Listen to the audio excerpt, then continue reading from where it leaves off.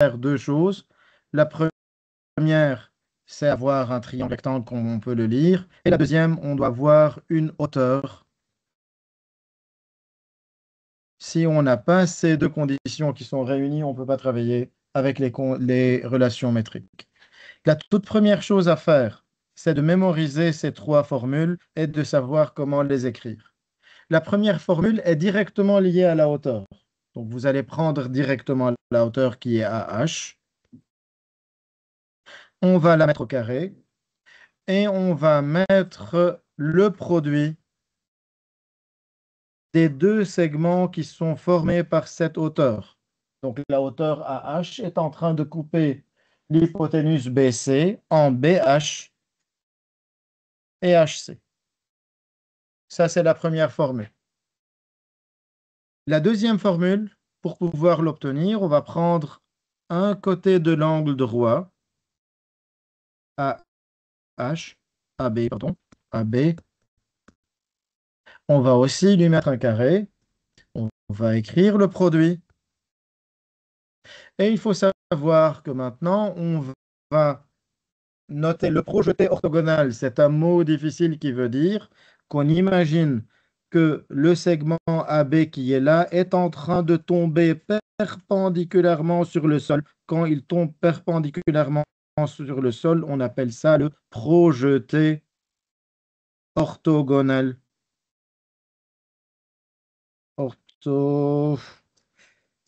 Orthogonal de BA sur BC.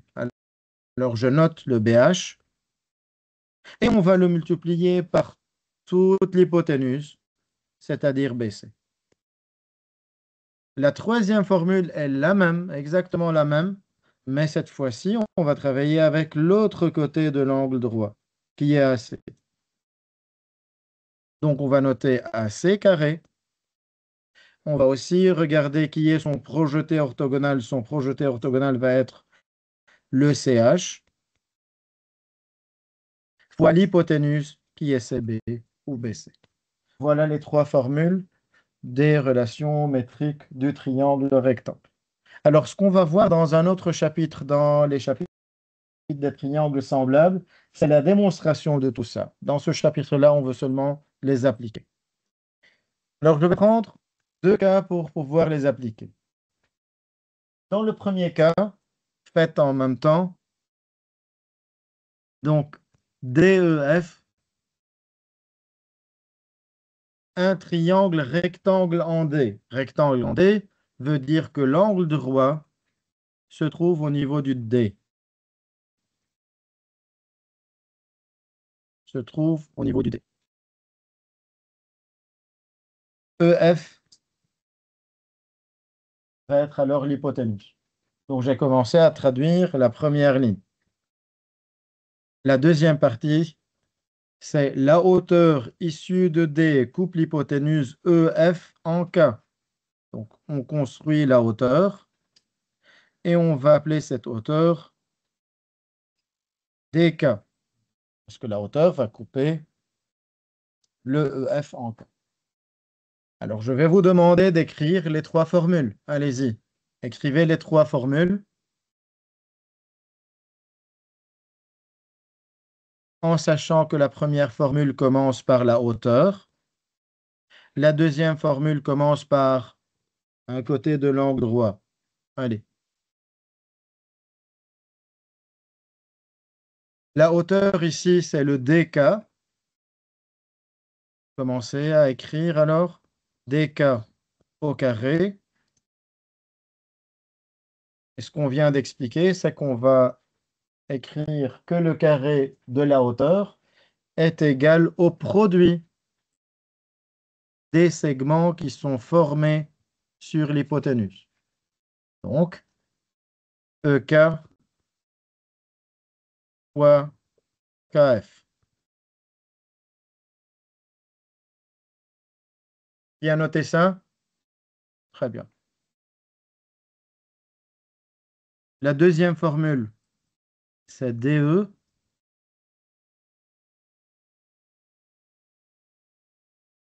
Le DE qui est à un côté de l'angle droit, donc on imagine qu'il tombe sur l'hypoténuse, c'est le projeté orthogonal qui va être EK, et je multiplie par toute l'hypoténuse, c'est-à-dire EF. Et maintenant, la toute dernière, c'est avec le DF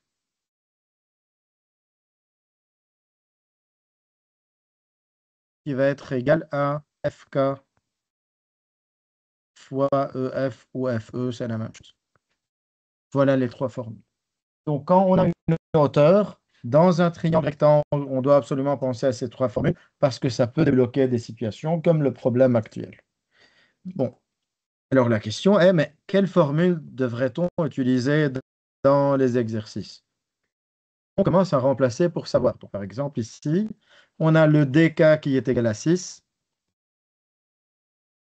on a le ek qui est égal à 4, et on me demande de trouver df. Je vais renoter les mêmes formules, comme ça en colonne, et on va pouvoir les traiter.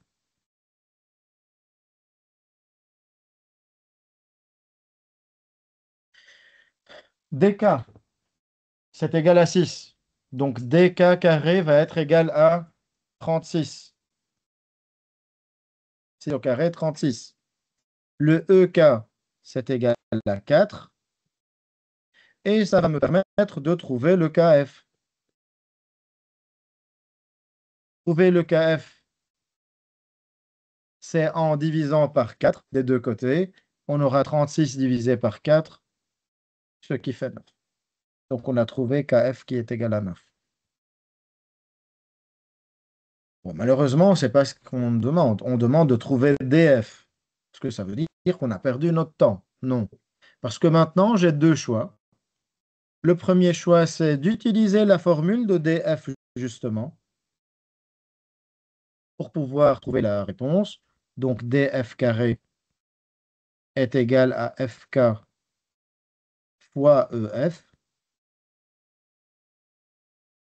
Fk, c'est le kf, c'est 9, fois le ef.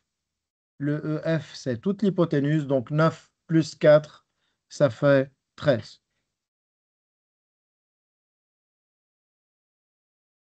Et maintenant, on multiplie 9 fois 3, 27, et 9 fois 1, 9.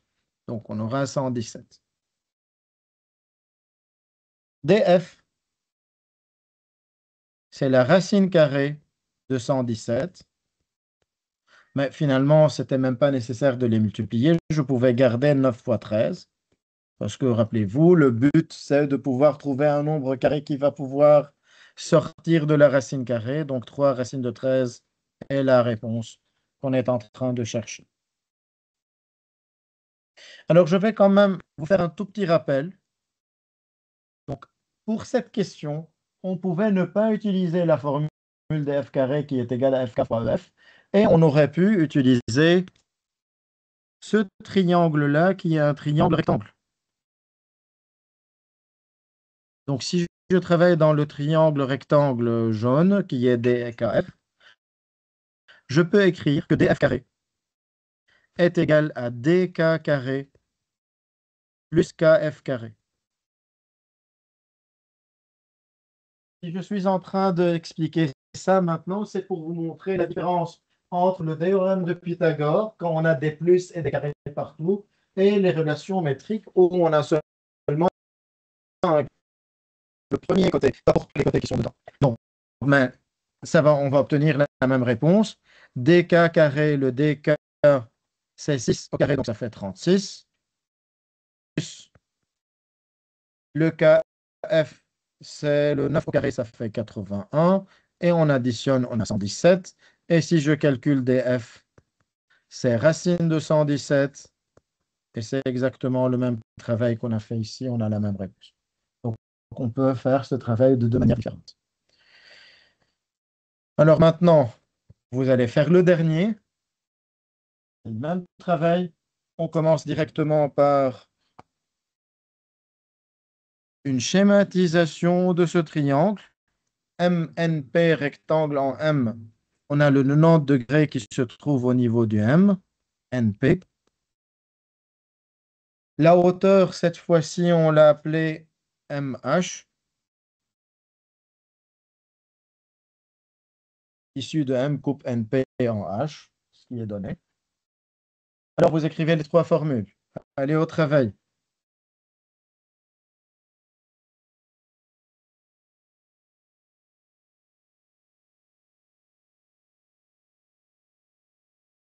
Je corrige dans une minute, donc faites en même temps.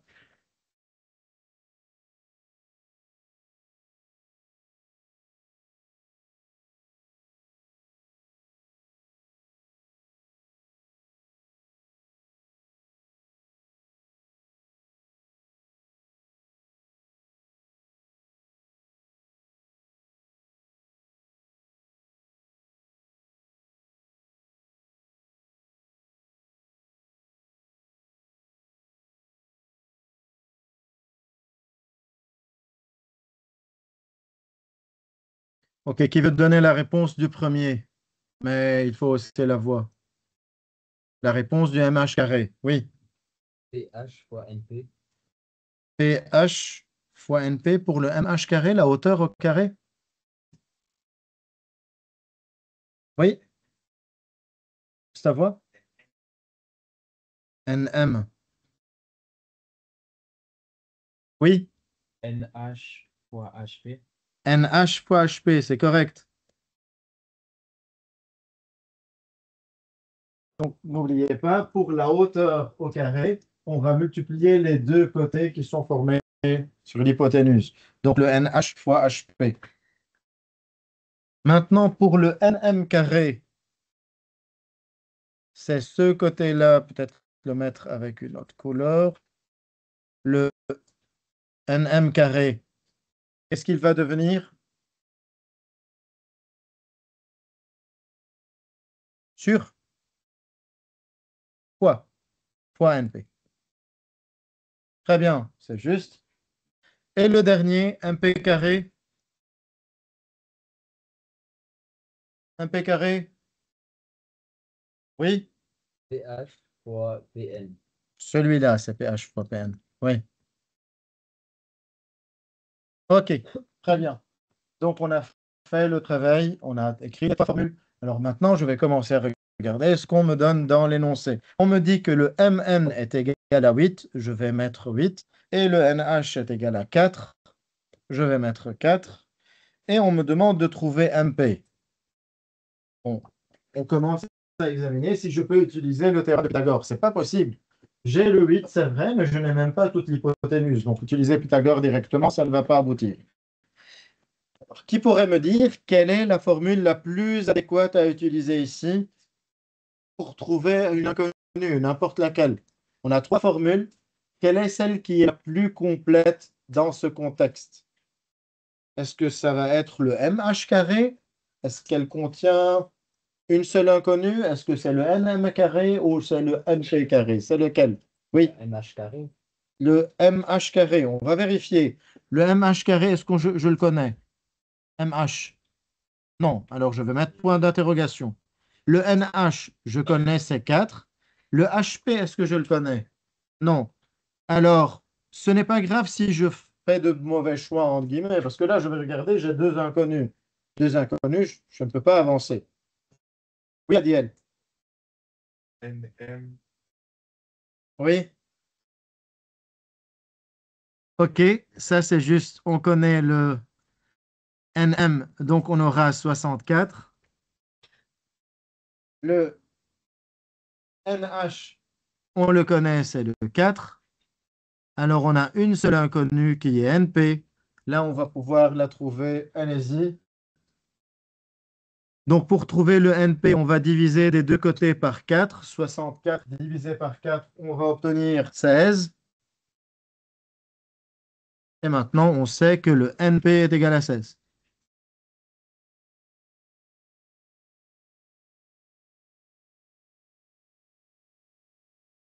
Si le NP est égal à 16, le HP, c'est égal à combien? Allez, vous avez tout sur la figure. Si on a 16 Le HP, c'est combien? 12. C'est juste 16 moins 4, ça va donner 12. 12. Bon, qu'est-ce qu'on veut trouver? On veut trouver MP, c'est la question. On veut trouver MP. On va regarder dans quelle formule alors va-t-on travailler. On va travailler dans la formule de MP carré. MP carré est égal à PH qui est 12 fois le PN qui est 16.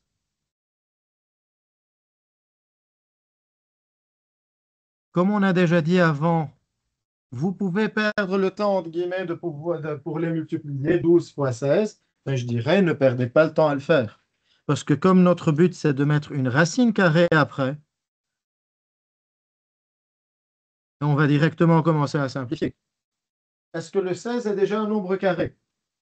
Oui. Le 16 va sortir, il va devenir 4. 4 racines de 12. Est-ce qu'on peut encore simplifier le 12? Oui. À la place de 12, on peut écrire 4 fois 3, et c'est bien, j'ai entendu 2 racines de 3. Le 4 sort et devient 2, mais on avait un 4 dehors, 4 fois 2, 8, racine de 3. Il faut, je n'ai pas mis les centimètres, mais voilà, pour bien faire, il fallait mettre les unités partout, centimètres, centimètres. Bien. Alors, on a trouvé la réponse de la longueur de MP. On arrive maintenant à la fin. Dans cette question, je demande l'aire du triangle MNP. Pour calculer l'aire d'un triangle, la formule est Base fois 12. base fois hauteur divisé par 2. OK. Qui est la base? La base est l'hypoténuse CNP. On connaît NP.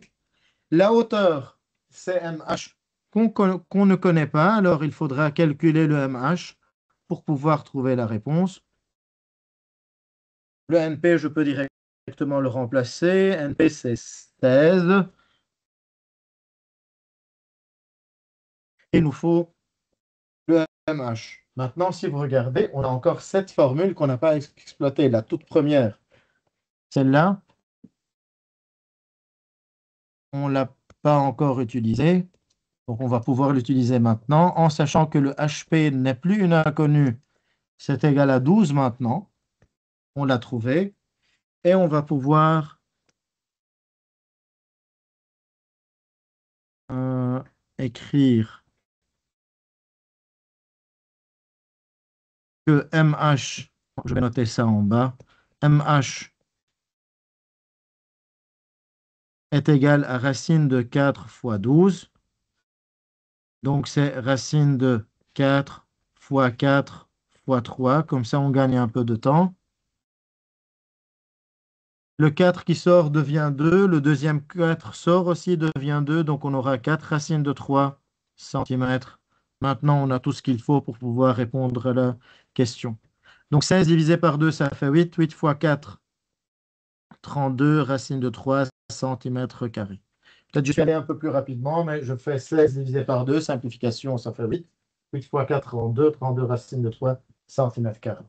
Et voilà un problème qu'on peut avoir au certificatif où on manipule tout pour pouvoir trouver la R parce que base hauteur divisé par 2, ici on a tout ce qu'il faut pour le faire. Une toute petite chose qu'on pourrait aussi faire, là, une toute petite remarque, mais ce n'était pas obligatoire, je vais dire l'aire de MNP aussi. On pouvait le faire autrement. Comment? Parce qu'on a un triangle rectangle.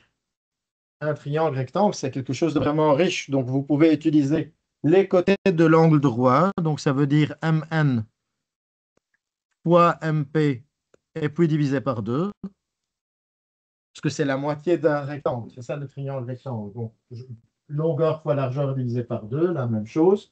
Le MN étant 8. Et le MP, on l'a déjà calculé, 8 racines de 3.